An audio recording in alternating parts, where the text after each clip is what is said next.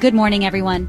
Today, we're diving into the story of CBS and Viacom, two media giants who joined forces in 2000. This merger created one of the world's largest entertainment companies, blending old-school broadcast TV with cutting-edge cable channels. The goal? To capture audiences of all ages, from CBS's traditional viewers to Viacom's MTV and Nickelodeon fans. The deal was worth over $35 billion, a true power play in American media. The new Viacom was a sprawling empire: TV networks, movie studios, and radio stations all under one roof. The plan was synergy, using each part to boost the others.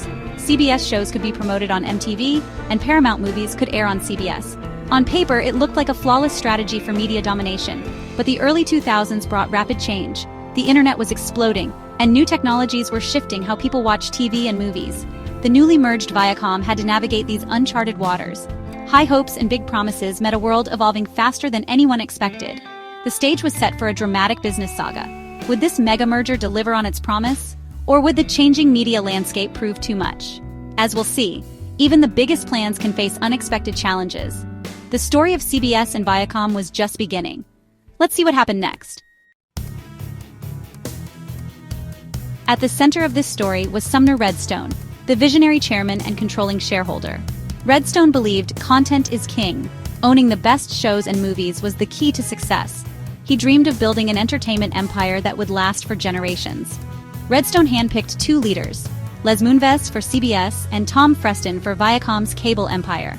Moonves was a master of broadcast TV. Freston understood youth culture. Redstone hoped their different strengths would create a dream team.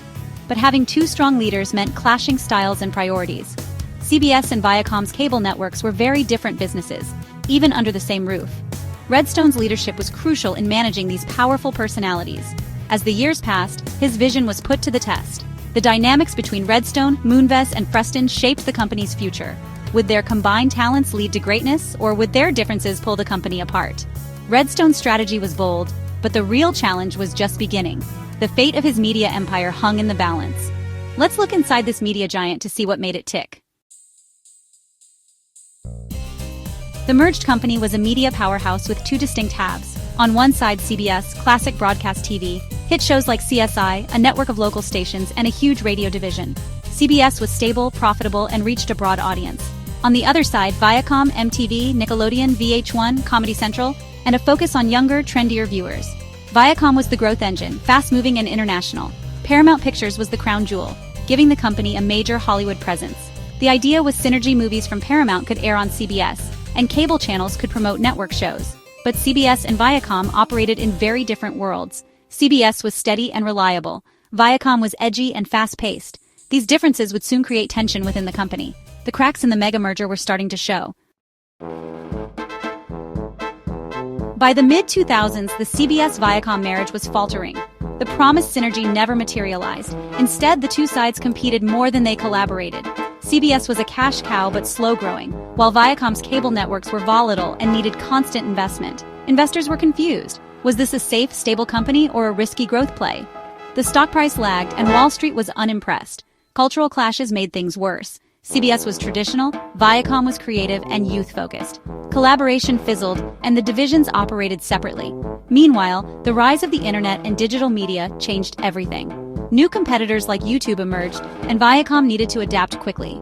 The company's size and bureaucracy made that difficult. Redstone realized the merger wasn't working. The only way forward was to split the company in two. The great experiment had failed. It was time for a dramatic breakup. In 2005, Redstone announced the split. By January 2006, the breakup was official. The goal: create two focused companies, each with its own identity and management. The original Viacom became CBS Corporation, led by Les Moonves. CBS got the TV network, local stations, radio, Simon & Schuster, and Showtime. It was the stable, cash-generating business for conservative investors. The new Viacom kept MTV, Nickelodeon, Comedy Central, BET, and Paramount Pictures. Tom Freston became CEO, aiming for growth and global expansion. Each company could now pursue its own strategy. Redstone remained chairman of both, but the companies were free to chart their own paths. The media marriage was over. CBS and Viacom would now compete, not cooperate. Investors could finally choose which business to back. The split was bold, but necessary. Would it work? Only time would tell. After the split, CBS thrived under Les Moonves, dominating TV ratings with hit shows and steady profits. The company focused on mass appeal programming and stability. Viacom, however, struggled. Digital competitors like Netflix and YouTube challenged its brands. MTV lost cultural relevance, and leadership changes brought instability. Paramount Pictures faced ups and downs in the blockbuster era. The media world became more fragmented, with companies targeting specific niches. Then, a twist in 2019, CBS and Viacom reunited, forming Viacom CBS, now Paramount Global. The industry had changed. Scale was needed to compete with Disney, Netflix, and Amazon.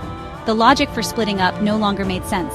The CBS-Viacom saga is a lesson in how fast media evolves.